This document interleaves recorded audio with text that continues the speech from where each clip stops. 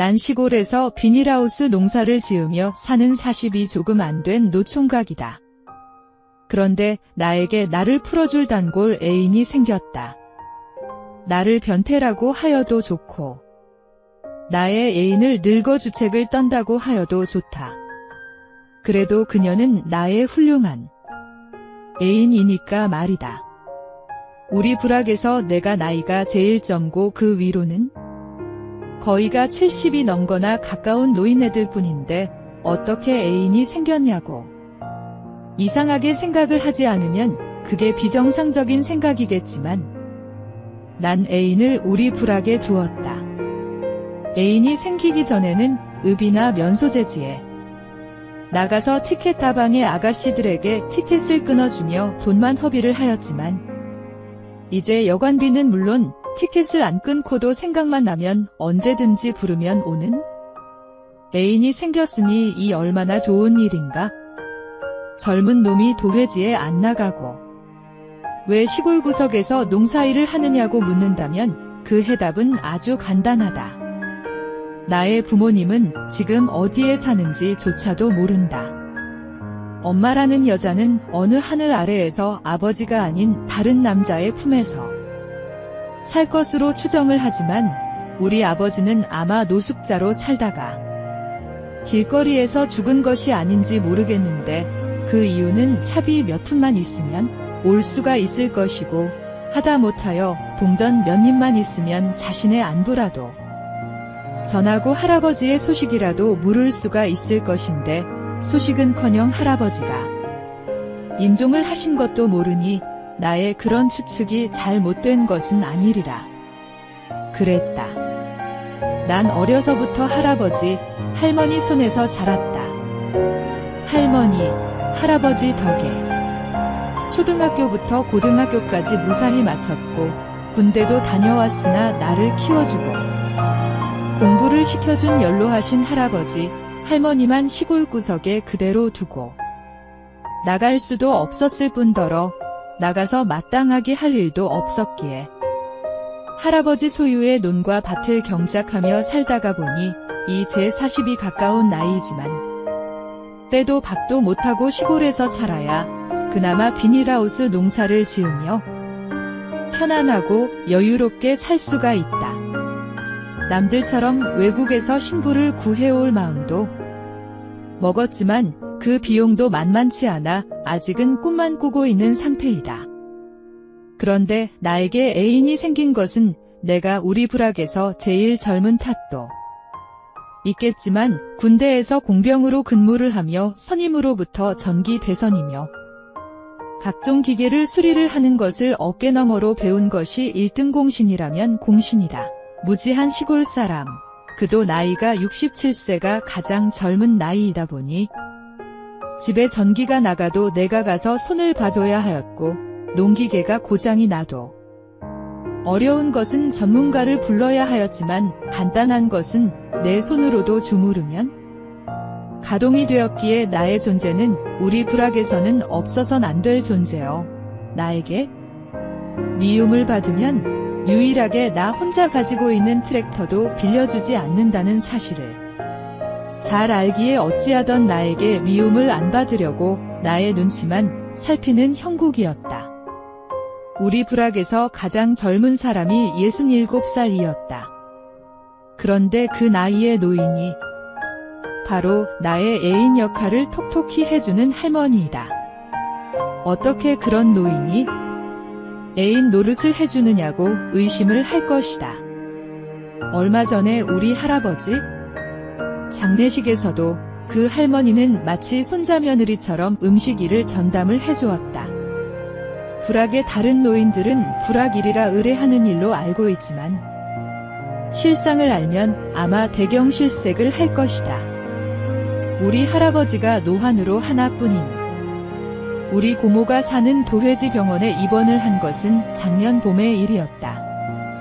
할아버지가 집에 계실 때는 싫으나 좋으나 할아버지에게 식사를 드려야 하였기에 밥도 짓고 국도 끓이고 밑반찬도 만들었지만 할아버지가 병원에 입원을 하시자 난 걸핏하면 라면이나 그도 아니면 군기가 일쑤였다. 어쩌다가 남의 논이나 밭을 트랙터로 갈아주는 날이면 나의 배는 기름진 음식으로 호강을 하는 날이기도 하였으니 말이다. 작년 초여름 그날도 남의 밭을 트랙터로 갈아주고 기름진 음식에 푸짐한 일당도 받았다. 그러니 생각이 나는 것은 나의 욕심을 채워줄 애인이 필요하였다. 희철 총각. 어디가 해가 막 지기 시작을 하자 나의 전용 자가용이자 비닐하우스에서 물건을 수확하며 읍이나 면소재지에 공판장으로 출하를 할 때 쓰는 트럭에 올라타고 막 시동을 거는데 우리 이웃에 사는 우리 부락에서 나 빼고 가장 젊은 할머니가 차창 문을 두드리며 물었다. 면에 뭐 필요한 것이 있어서요. 왜요? 그래. 그럼 나도 함께 가면 안 돼? 하고 물었다. 그러세요? 하고 대답은 하였지만 아주 난감하였다. 면소재지에 물건을 사러 간다고 말은 하였지만 실상은 성욕을 해결하기 위하여 가는 길인데 말이다. 그렇다고 안 된다고 할 수는 정말이지 없었다. 할아버지가 병원에 입원을 하기 전에는 간혹 밑반찬을 해주던 그런 할머니였고 담장 하나 사이의 집에 홀로 살았기 때문이었다. 희철 총각은 장가 안 가 마을을 벗어나자 할머니가 먼저 말을 걸었다. 시골 구석으로 누가 시집을 오기나 한대요. 웃으며 말하자 문제요. 문제. 마치 자기 일처럼 생각을 해주었다. 우리 부락에서 면소재지까지는 산길을 한 20분 정도 달리고 그리고 지방도로를 10분을 달려야 도착을 할 수가 있었다. 얼마 있다가 올라갈 거지. 도착을 하자 차에서 내리며 물었다. 1시간 후면 올라가요. 그럼 그때 여기로 오면 돼? 하고 묻기에 네 하고 대답을 하자 할머니는 손을 흔들어주며 길을 건넜다. 다방에서 수작을 부리며 커피를 마시는데 20분 티켓을 끊어 여관에 가서 여자하고 푸는데 30분이면 되었지만 만약을 대비하여 넉넉하게 시간을 잡은 것이었지만 할머니는 내가 티켓 다방의 아가씨에게 풀러온 줄은 꿈에도 몰랐을 것이었다. 시골의 티켓 다방의 아가씨들은 생각보다 어린 여자들이 많았다.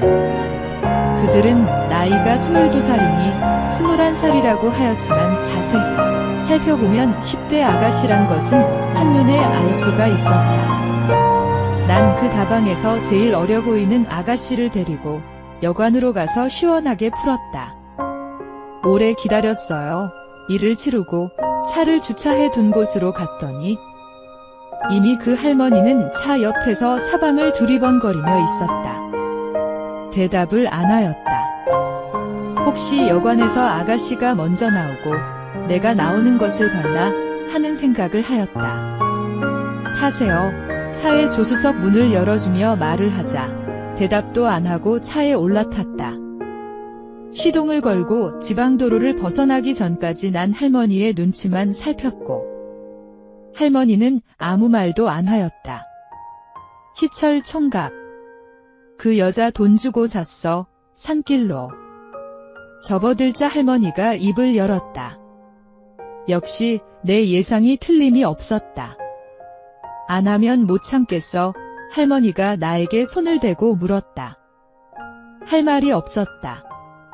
그럼 어서 장가를 들어야지. 작년이었니까 그 할머니 나이 66살이었지만 그래도 여자의 손이라고 방금 티켓 다방의 아가씨에게 풀고 왔지만 다시 혹해서 어떻게 해야 할지를 몰라 쩔쩔매야 하였다. 난 늙어서 할 수는 없지만 어디서 들으니 다른 방법이 있다며 할머니 입에서 놀라운 말이 나왔다. 할머니. 놀라며 할머니를 불렀더니 저기 산 입구에 차 세워 할머니는 놀랍게도 나에게 다가오며 말을 하였다. 할머니, 놀라면서도 난 할머니의 말대로 산 입구에 차를 세우고 불이란 불은 다 껐다. 그러자 할머니는 시작을 하였다. 황당하였다. 40도 안 된 놈을 거의 칠순에 가까운 할머니가 달래주고 있는 모습이 낯설기만 했다. 그러나 나는 주체할 수가 없었다. 탱탱한 티켓 다방의 10대 아가씨와 만나고 왔던 나였지만 그리 싫은 느낌은 아니었다. 하지만 할머니는 오히려 더 적극적이었다. 그런 후 언제라도 생각이 있으면 날 부르고 다시는. 그런데 가지마 할머니가 말을 하였다. 그리고 아무 일도 없다는 듯이. 할머니와 난 우리 부락에 도착을 하였다. 잠을 청하였다. 하지만 다시 나를 주체하지 못하게 만들었다. 일어나 마당으로 나왔다.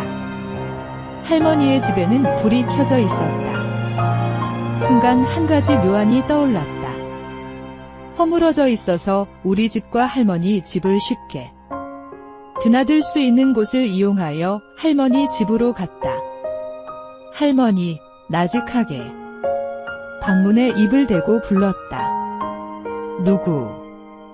희철 총각, 할머니 역시 나직하게 물었다.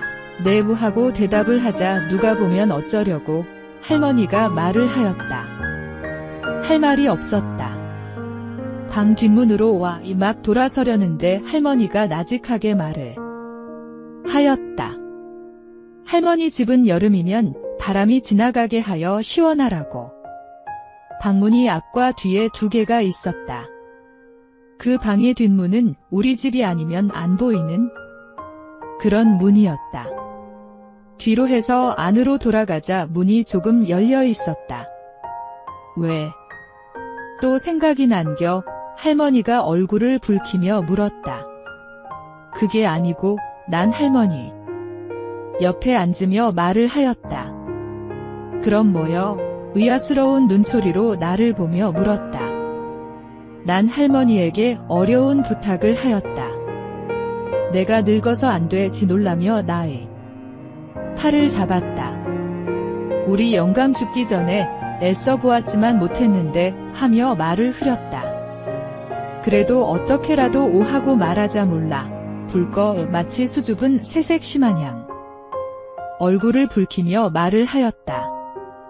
네 하고 대답을 하며 불을 껐다. 부스럭거리는 소리가 들렸다. 할머니도 준비를 한다는 것을 알았다. 난 기어이 성공을 하였다. 그런 후 시원해. 그때서야 할머니가 나직하게 물었다. 네 라고 대답하자 몰라. 이상해. 놀랍게도 할머니 입에서 애교의 소리가 나왔다. 이게 무슨 일이야? 어머 영감. 할머니가 나를 영감이라고 불렀다. 할머니는 의외로 티켓 다방의 아가씨에 비하여 전혀 손색이 없었다. 아이고 좋아라. 할머니가 웃었다.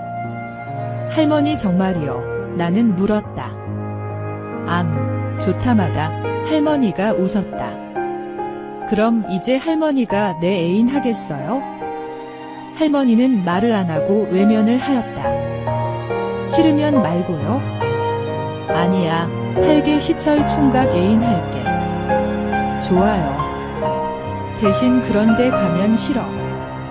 늙어도 질투는 있다는 생각을 하자 웃음이 나왔다. 질투해요? 하고 물었다. 대답을 안 하고 외면을 하였다. 좋아요. 대신 매일 뒷문 잠그면 안 돼요? 응. 매일 열어놓고 기다리게 하며 웃었다. 좋아요. 그럼 할머니는 누구 것?